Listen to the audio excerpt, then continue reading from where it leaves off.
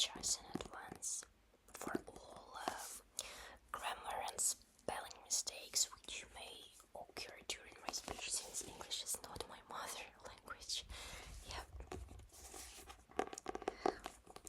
So today,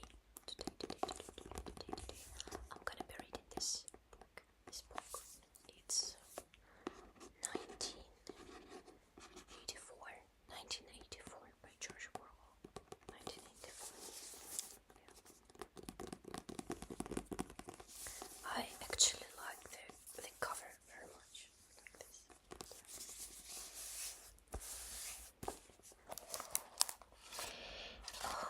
And yeah.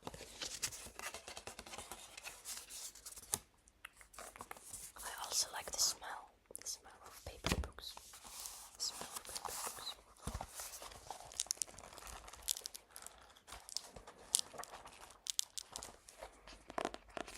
So here we have like a short summary. Yeah. I'm gonna read this firstly. Let's start.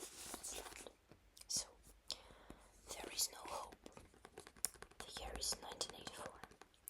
The world as we knew it lies in ruins.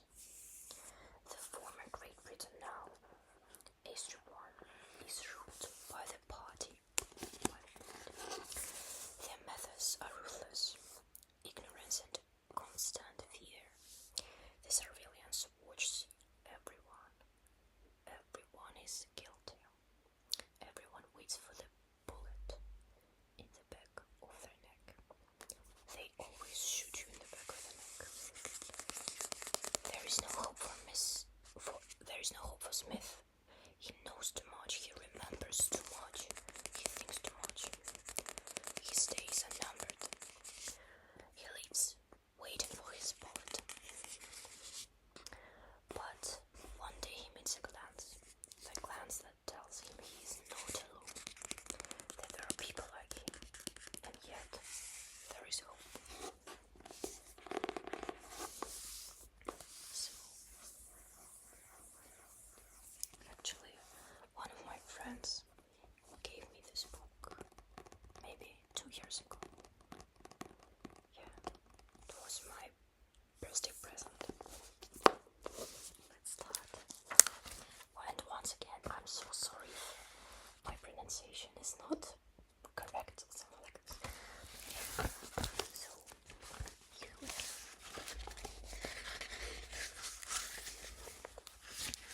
part one. So, it was a bright, cold day in April, and the clocks were striking 13. Winston Smith, his chin nuzzled into his breast in an effort to escape the vile wind, slipped quickly through the glass doors of Victoria Manson's, though not quickly enough to prevent a swirl of gritty dust from entering along with him. The hallway smelled of boiled cabbage and old rag mats. At one end of it, a colored poster, too large for indoor display, had been tacked to the wall.